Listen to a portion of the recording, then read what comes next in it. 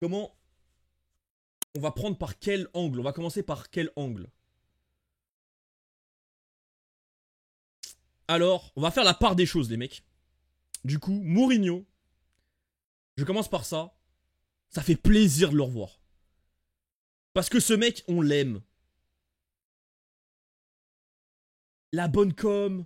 On a envie de le suivre, en fait. Là, aujourd'hui, sa conférence de presse, bah, t'as envie de le suivre. En plus, là, il était humble. Il nous a caressé dans le sens du poil avec ses trucs sur Benfica. Il a jamais été aussi fier et il a jamais eu autant envie de bien faire que maintenant, en fait, parce qu'il est dans un des plus grands clubs du monde. Il a parlé des trucs de Benfica, genre bah, l'âme du club, les supporters, tout ça. Il nous a bien mis dans le sens du poil, comme il sait le faire en vérité. La communication, il est trop fort. Voilà, comme j'ai dit, ça fait trop plaisir de le voir. Genre vraiment le voir avec le maillot de Benfica. Genre voir un tweet de Benfica, tu vois la tête de Mourinho. Mais tu te dis en fait, frère, il y a 10-15 ans, on aurait rêvé ça. C'est complètement irréaliste. Et du coup, t'as envie de le suivre. T'es... T'es... Comment dire? T'es content de le voir. Mais si t'enlèves, les gars... Maintenant, je suis obligé de le dire. Si t'enlèves la partie émotion, la partie nostalgie, le côté émotionnel, si t'écartes ça, les gars, soyons objectifs, ça pue du cul. En fait, tu ne peux pas dire que ça va fonctionner, que Mourinho, enfin que Rui Costa a pris le bon choix.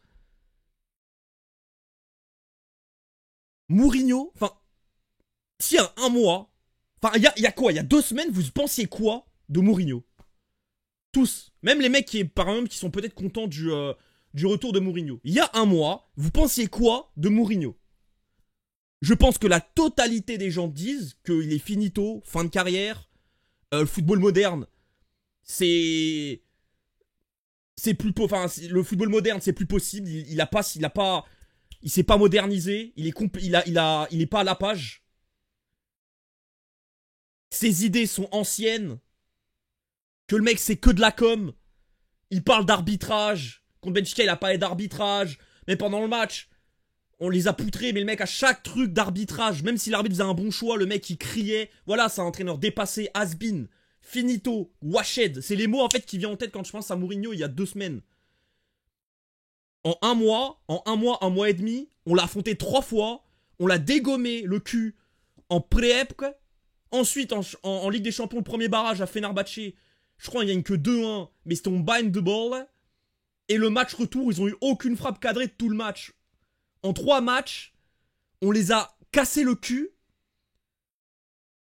par un entraîneur qui est, selon les Benfiquistes et selon moi aussi, qui est pas bon et qui n'a pas le niveau pour Benfica. Du coup, l'entraîneur qui vient remplacer le nulard, bah en fait le nulard a tabassé cet entraîneur qui arrive. Vous voyez ce que je veux dire? Là, dans notre esprit, encore plus, les Benfiquistes, après ce qu'on a regardé en regardant le Fenerbahçe, les matchs qu'on a eu, c'est que vraiment le gars, ah, ok, ah ouais, Mourinho, c'est devenu ça. Ah, le mec, il est finito. Oh, la compo abominable. Oh, il met que des défenseurs. Oh, putain, il doit chercher une qualif, il met quand même une défense à 3.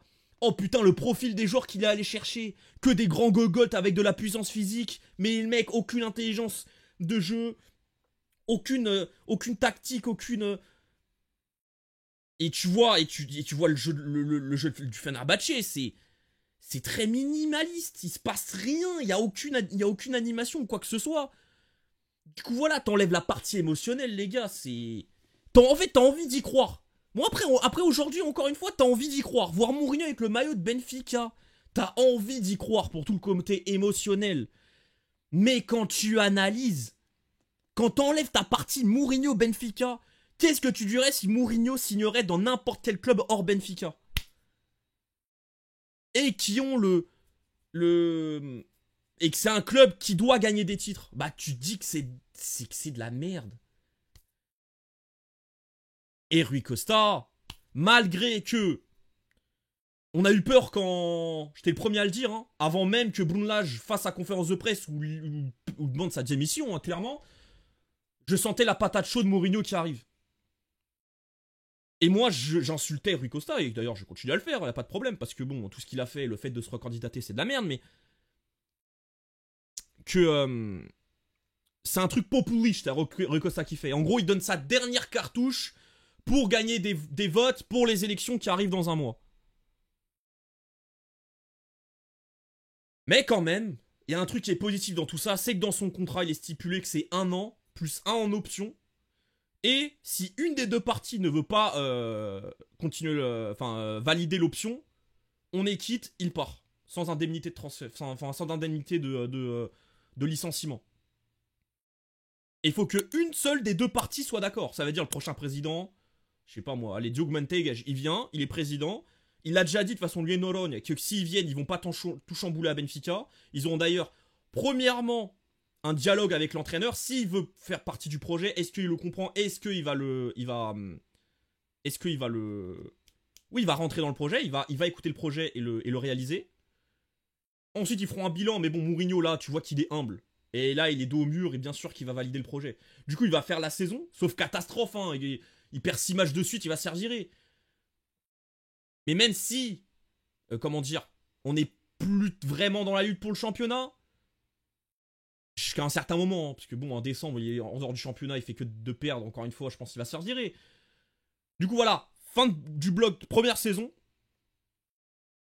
Et ensuite, bah, le président pourra faire le choix de, en fait, s'il veut partir sur autre chose, de virer Mourinho sans indemnité.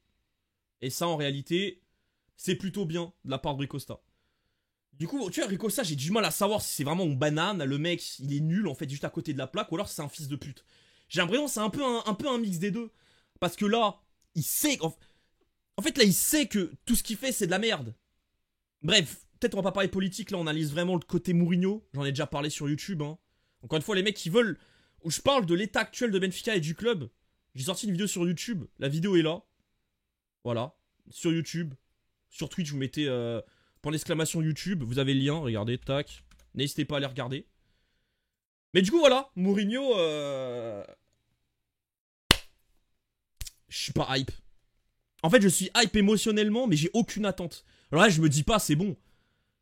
Genre, il y a 1 an, quand Bruno Lage est arrivé, je me dis, il peut être l'entraîneur électrochoc et faire un peu, genre en termes d'intérimaire, de re-enclencher un truc. Le fait de rapprocher les supporters avec le club, comme il l'a fait au moment des Reconquistes.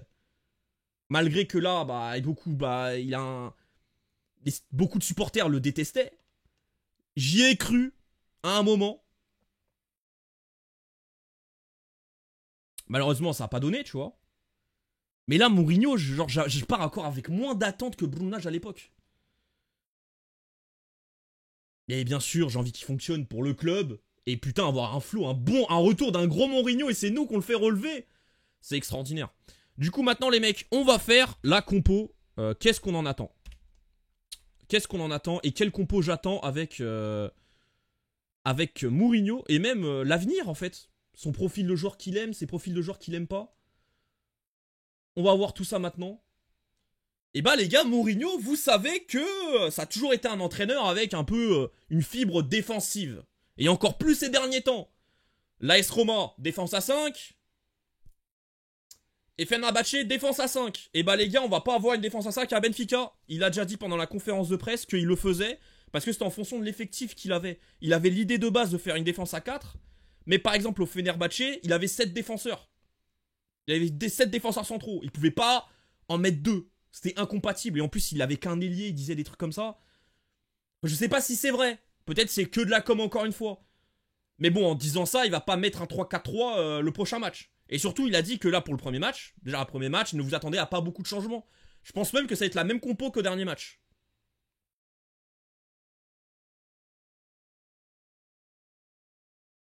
Mais à terme, qu'est-ce qu'on va avoir le droit avec Mourinho? Du coup, défense à 4. On va commencer avec bien sûr certains choix. Troubine. D'ailleurs, quid de Samoussouage qui jouait beaucoup dans les matchs où les semaines on avait 2 matchs par semaine. Il jouait pas mal de fois Samoussouage.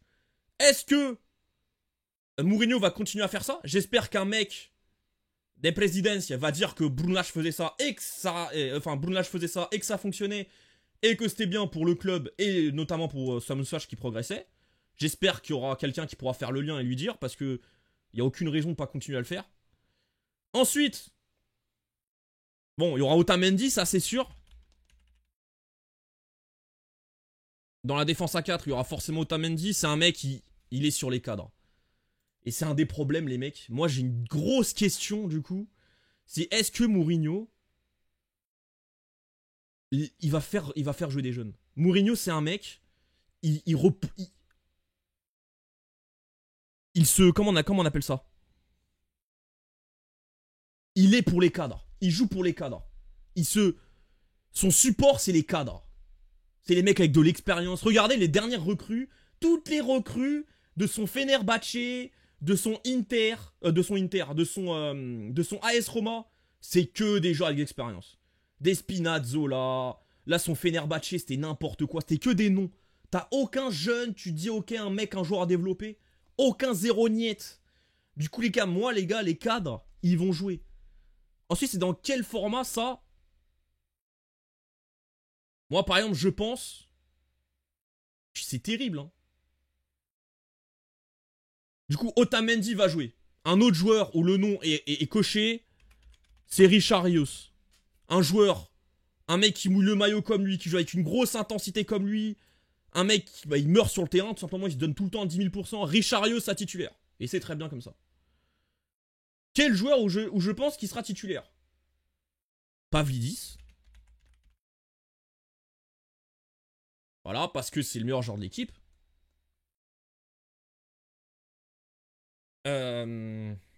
Auchners va jouer, mais le problème, en fait, moi, je sais... En fait, moi, j'hésite entre plusieurs choses.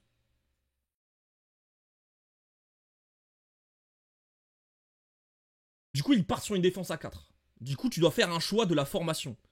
Mais quand tu vois le football de Mourinho ces derniers temps, c'est un football très minimaliste. Il n'y a pas de circuit de passe préférentiel, c'est un jeu très direct, ça bombarde de centres. Ouais, le football un peu à l'anglaise, comme on disait, comment on appelle ça? Le aura football, le kick and rush. Mourinho, c'est un peu ce coach-là. Bah moi, les gars, si vraiment je me fie à l'idée que j'ai de Mourinho, en fait, moi, je vois l'attaque à 2 avec Ivanovic, mais gros comme une maison. Un peu comme il a fait avec Fenerbahçe. C'était quoi l'attaque à 2 du Fener, d'ailleurs?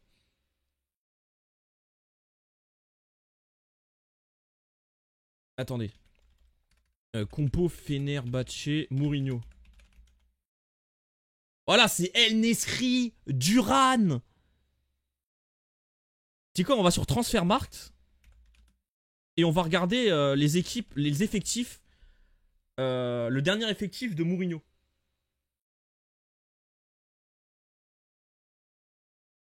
Tu vois, c'est des attaquants. Tu vois, en plus, c'est bien des mecs rugueux, tu vois. Tu vois, c'est des El Nesri, Tosun, Duran. Et actuellement, il a quitté le club. Mais on va voir par exemple la saison dernière. Là, on va dire l'effectif de la saison dernière. Où c'était son effectif à lui. Du Tosun, du Dzeko, du En-Nesyri, du Tadic. Tu vois, même les ailiers, c'est des mecs un peu bourrins. Du Maximin, du Under, du Kostic. Tu vois, des mecs très couloir, très tu centre ou très... Il sort un truc des 14 là, tu vois, une action soliste. Tu vois, c'est très, en plus, des joueurs assez vieux. Tu vois, du Sofiane Amrabat, c'est des cadres, c'est des mecs avec une grosse carrière. Moi, les gars, moi, l'échelle des rues Prestiani, les gars, mais oubliez-les. Mais oubliez-les. Moi, il y a moyen que l'équipe, c'est 4-4-2, rigide. Tu vois, un 4-4-2 régular comme à la grande époque. Une attaque Ivanovic, Pavlidis, double pivot, Richarlison, c'est... Il va quand même ramener une touche technique au milieu de terrain. Du coup, je pense pas qu'il y aura Auchners au milieu de terrain.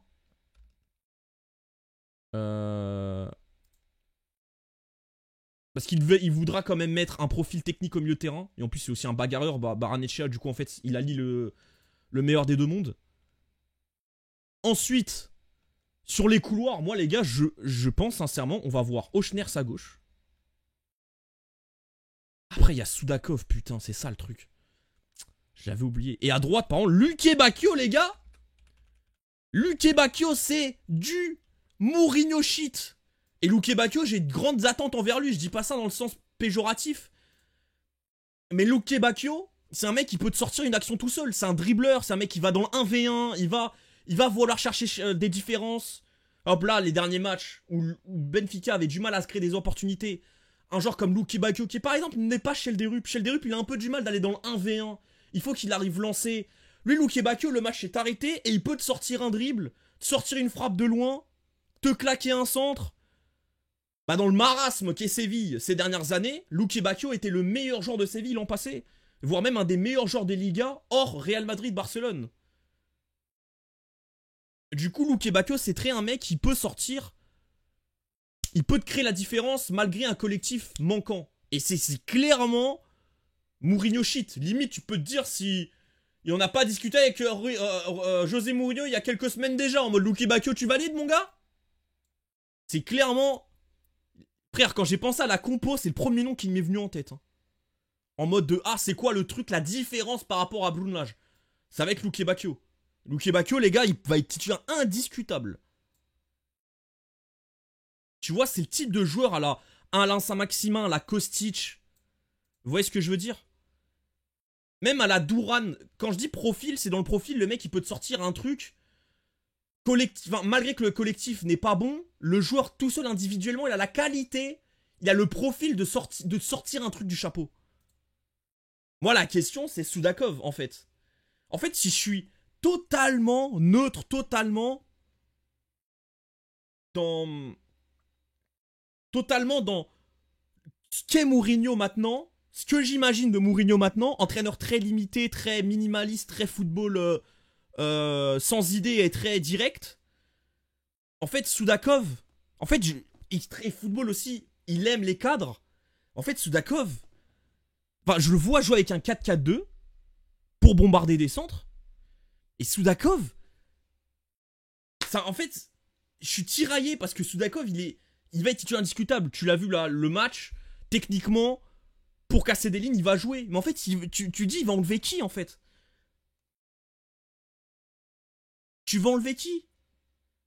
Ou alors si par exemple il met Soudakov, il met ici côté gauche. Il met ici côté gauche. Du coup, imaginons, il met Soudakov.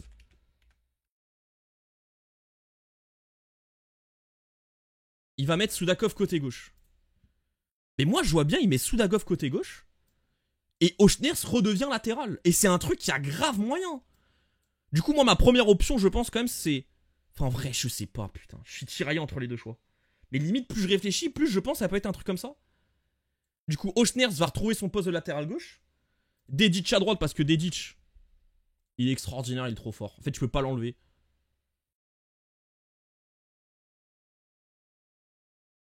Et en défense, par exemple, défense centrale, il va mettre qui entre Touma Janouj et Anton Searle? Ça, j'ai un gros questionnement. Je pense qu'il va mettre Anton au début. Par contre, là, les gars, pour les mecs qui viennent d'arriver, la compo, je parle pas de la compo de demain. Il a déjà dit qu'il va pas changer beaucoup de choses. Je te dis, c'est à terme. C'est quoi le 11 principal de Mourinho? Moi, les gars, je pense que ça va ressembler à un truc comme ça. Je pense que la compo, ça sera un truc du genre comme as. Le grand perdant, pour moi, c'est les jeunes. C'est les jeunes. Genre, c'est Samuel Dahl. Possiblement. Voire même peut-être Dedic. Hein. Ça se trouve, il va mettre Auchners à droite, il va mettre Dahl à gauche. Parce qu'il va vouloir mettre ses cadres, ses joueurs avec une valeur sûre. Un mec qui sait, ils vont pas te crever. Tous les gars, les Chelderup. Chelderup. Prestiani. Obrador. Leon Sanch. João Veloso. Bon, ces mecs-là ne comptaient déjà pas avec Brunelage. Hein. Mais tous ces mecs-là, mais oubliez. Même Samu Suarez. Hein. Même Samu Suarez. Oubliez-le. Mais j'espère quand même que, comme j'ai dit tout à l'heure, il y a la direction qui vont lui indiquer que Brunelage faisait ça et qu'il faisait bien et que ce serait cool de continuer à faire ça. Mais moi, je pense qu'il va s'appuyer sur les cadres et sur les joueurs déjà faits. Du coup, moi, je vois une formation comme ça en 4-4-2 à plat. Avec, comme j'ai dit, les joueurs réguliers, les joueurs... En plus, les gars, quand tu vois les joueurs, c'est des joueurs rugueux, des joueurs... Les mecs offensifs, c'est des grands. Des mecs grands par la taille. Un peu comme les joueurs du Fenerbahçe. Tous les mecs, tu vois le 11, c'est un truc qui m'avait frappé quand je regardais Fenerbahçe, c'est tous les mecs faisaient 2 mètres. Et mec, quand tu vois l'équipe, là, Richarios, il est grand, il est costaud. Enzo Barneccia, il est pas immense, mais il est quand même grand, il est quand même costaud. Luke Bacchio, c'est ça. Pavlidis Ivanovic, c'est clairement ce style de neuf et d'avant-centre ou de faux neuf, on va dire, de joueur d'attaquant. T'as peut-être la question Soudakov, mais Soudakov, c'est une star, il vient d'arriver, enfin une star, à l'échelle de Benfica. C'est la recrue star, il va le mettre, il va compter sur lui. Du coup, moi, je vois trop un truc comme ça. Ou alors, si, imaginons, par exemple, que Ivanovic ne rentre pas dans ses plans, et encore, hein, c'est ça vraiment, tu vois, l'attaquant teigneux, l'attaquant qui presse, l'attaquant qui court, qui va faire des appels, qui a pas arrêté de courir. Pour moi, c'est tellement le profil Ivanovic. C'est pour ça que je le mets dans le 11, dans ma première version du 11 de Mourinho. Mais imaginons, on se fait une deuxième version. Moi, je vois bien un truc comme ça. Du avec Kochnerz, milieu gauche. Latéral gauche Dalle. Pardon. Remove. Avec Dalle. Mais par exemple, les rentrées, ça va être très minimaliste. Ça va être du Ivanovic qui sort à la place de... Pavlidis qui sort à la place de Ivanovic. Ça va être du Barreiro qui va rentrer à la place de Soudakov ou Enzo Barneccia. Ou voir à la place d'Oschners, Soudakov qui va aller sur le côté. Genre, je vais voir l'effectif là devant ma gueule, comme ça, je ne l'oublie pas. Genre, comme ça, j'oublie pas des noms. Mais je pense qu'il y a des joueurs qui vont presque disparaître. Genre, Prestiani, je le vois complètement disparaître. Chelderup, tu vois, Bruma quand il va revenir. Mais un joueur comme Bruma, mais il kiffe. Ah, il kiffe ça, là. Rien que de l'imaginer, la Mourinho, rien que d'imaginer le retour de Bruma. Là, il se fait dessus. Eric Allo, va complètement disparaître. Eric Allo, ne fait plus jamais une rentrée avec Mourinho. Chelderup, il va perdre du poids. Jean Régo, il va disparaître. Mansell, il pourra gagner du truc parce que c'est un mec physique. Par exemple, Alexander Bas, quand il va revenir, il y a grave moyen, il bouge des ditches. Hein. Ça paraît complètement dingue. Mais quand tu vas voir le football catastrophique que va proposer possiblement Mourinho, imaginons que son football du Fenerbahçe se retransmène ensuite de Benfica. Bas, c'est un entraîneur, c'est un joueur très, comment dire, défensivement, dans les transitions défensives, il est très bon. Il va peut-être concentrer sur la partie défensive, vous connaissez Mourinho. Et frère, Dedic, ou soit il va passer Dedic à gauche, et bah il retourne à droite. Après, les mecs reviennent de croiser, du coup ça va pas peut-être être tout de suite. Mais je te dis à terme, et de ce que je pense, avec un effectif à 100% de ce qui va se passer. Du coup voilà. Et sans oublier les mecs, que, imagine dans le pire des mondes, hein, Rui Costa gagne les élections. Pour moi, c'est impossible. Pour moi, c'est John Nolan qui va gagner. Et je l'espère, c'est soit lui ou soit Mentegues. Mais je pense que ça... Bref, en fait, c'est un console que les gens votent pour lui après tout ce qui s'est passé. En espérant que Mourinho, ça gagne pas des votes, des mecs vont faire les suiveurs et vont être les bananes et vont déconnecter le cerveau. J'espère pas. Parce que voilà, comme je dis tout à l'heure, j'ai commencé par ça. Émotionnellement, ok, ça nous fait quand même plaisir. Si tu mets juste le côté émotionnel, mais dans tout le reste c'est catastrophique, comme j'ai dit tout à l'heure. Si imaginons Ricosta gagne, mais les gars, le mercato de janvier qu'on va se manger, mais il va nous faire venir des mecs comme, je sais pas moi, des profils de joueurs comme, je sais pas moi,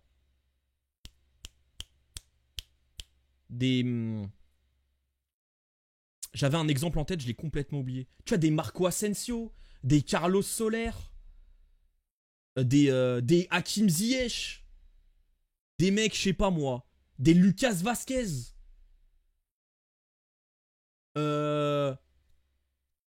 des mecs, tu vois, des mecs finito comme ça un peu, qui avaient un gros nom il y a quelques années, des Jordan Henderson, des Jean Mario.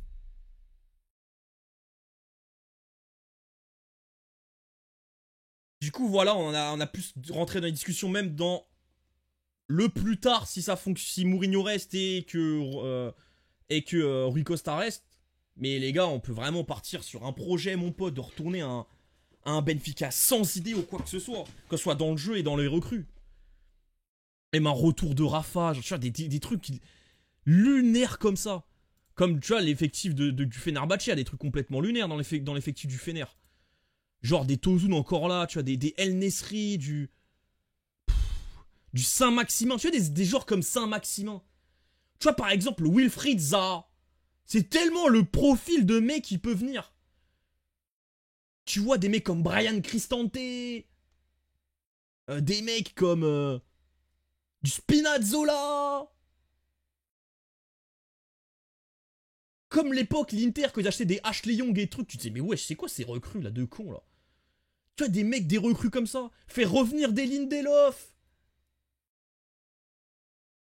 Du coup, voilà. Moi, je pense qu'on va se bouffer un truc comme ça. Voilà. Du coup, ma compo, c'est soit celle-là. Parce que. Voilà. Soit. Non. Soit c'est. Ouais, c'est tac. Tac. Remove. Et Ivanovic. Moi, je pense que c'est un des trucs comme ça. Moi, je pense que c'est une des deux options. Vous pensez que ça va être plus quoi? Bon, il a déjà dit, hein, que bah, il a pas le temps de changer beaucoup de choses. Du coup, samedi soir, la compo, ça va être la même, en gros. Moi, je pense que c'est un truc comme ça. Voilà.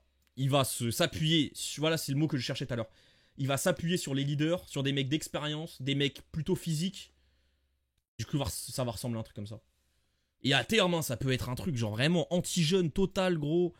Il enlève Dedic, frère. Et il fait venir bas. Et il fait jouer bas. Mais genre vraiment, sincèrement. Hein.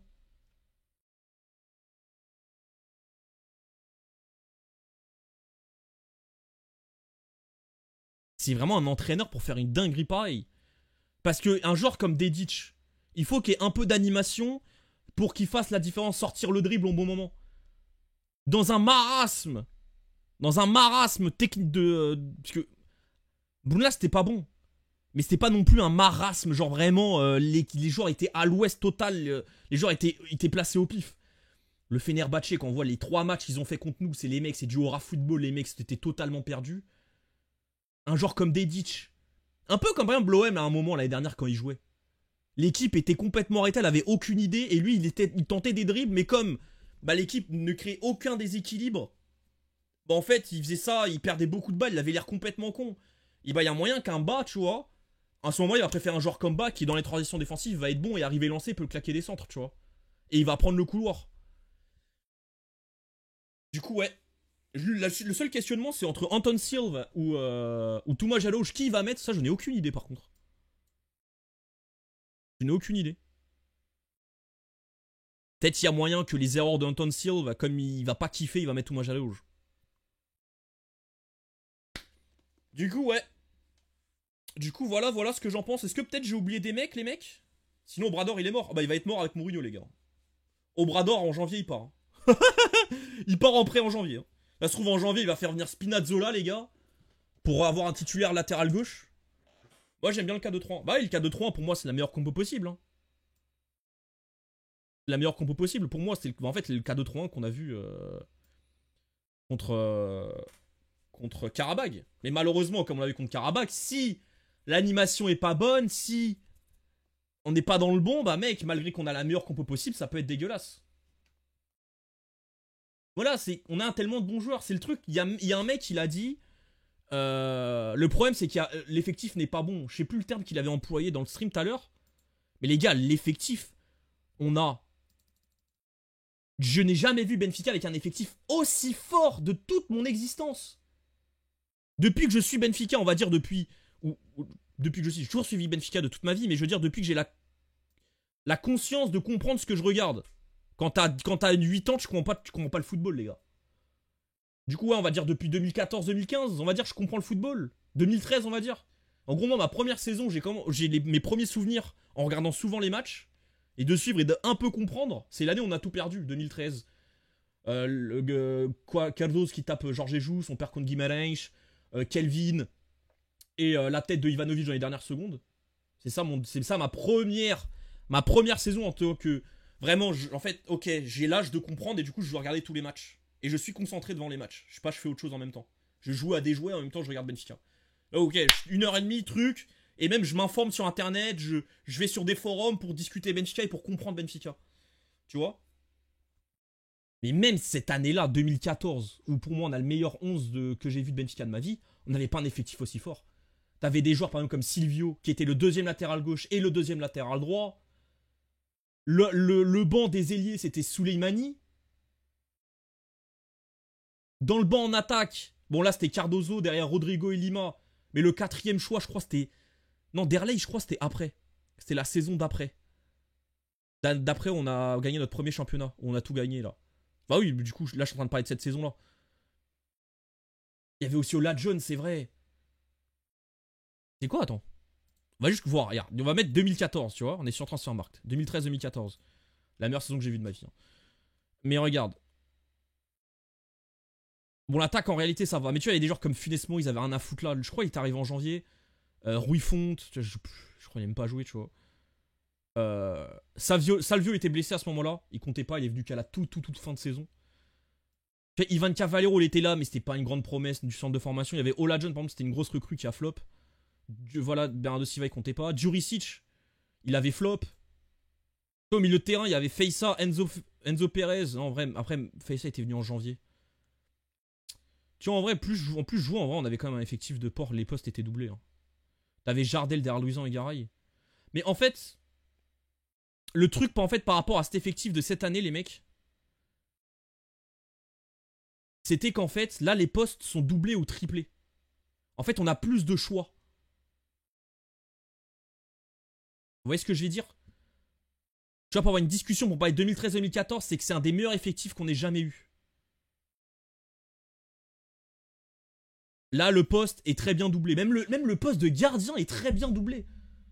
Genre là, avec Brunelage, les matchs où il y avait 2 matchs par semaine, Samou Suarez jouait les matchs de championnat. Défense centrale, t'as 3 top options et t'as un très gros prospect jeune en 4ème. Où pour moi, Benfica devrait faire beaucoup ça. Tu vois? Au lieu d'acheter des joueurs qui... Tu vas par exemple avoir un Barreiro dans l'effectif, ça ne sert à rien avec les jeunes que t'as, par exemple. Latéral gauche, Tadal, c'est une très grosse valeur sûre. Il l'a prouvé. Je vois d'ailleurs beaucoup de critiques envers Dal. Moi, je ne comprends pas. Pour moi, c'est un des joueurs les plus réguliers de l'effectif. Je ne comprends pas. En fait, le problème de Dal, c'est que c'est pas un joueur comme Carreras, il est autosuffisant. En fait, quand tout va mal, il peut te sortir un dribble.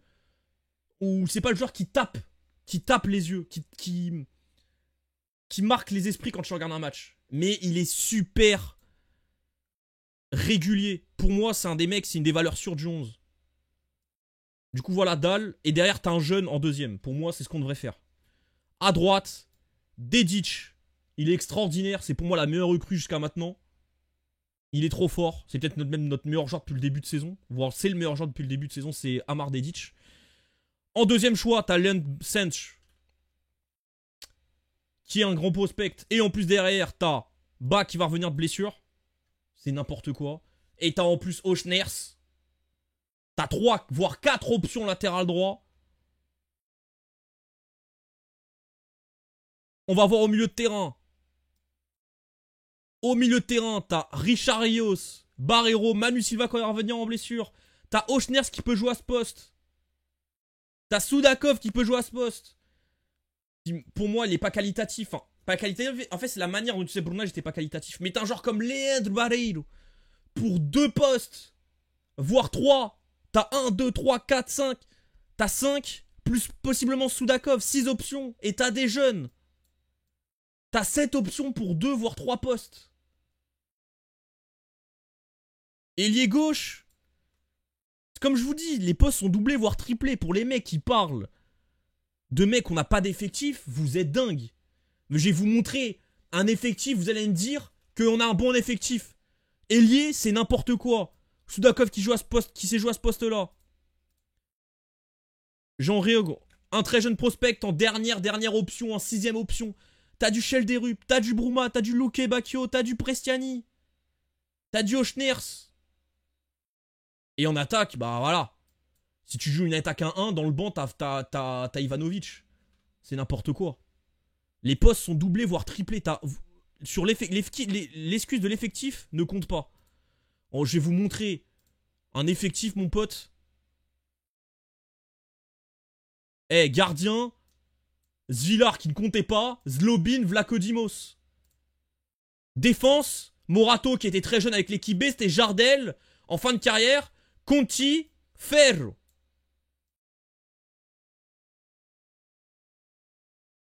Ebouei, Jean Ferreira, pour être le remplaçant de André Almeida, titulaire indiscutable.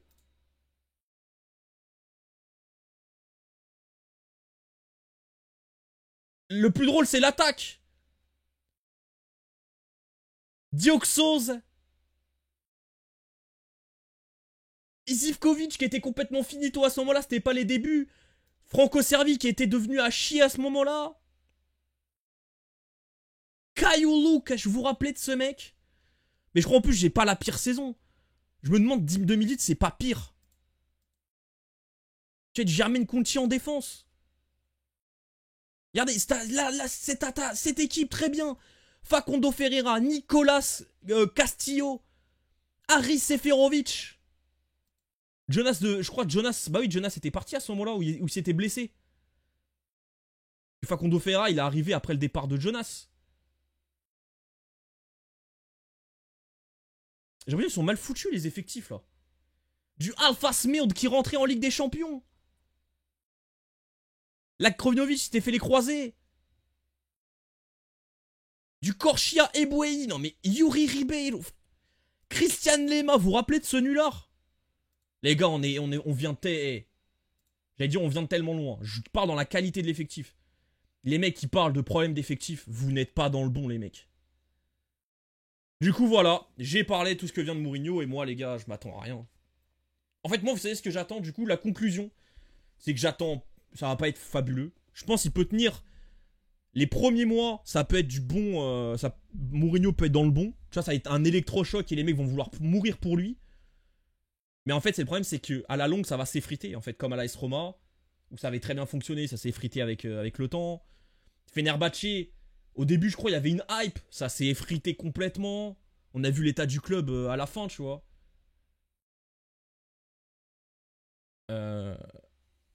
Du coup voilà. Et maintenant en fait le seul truc que j'attends c'est les élections.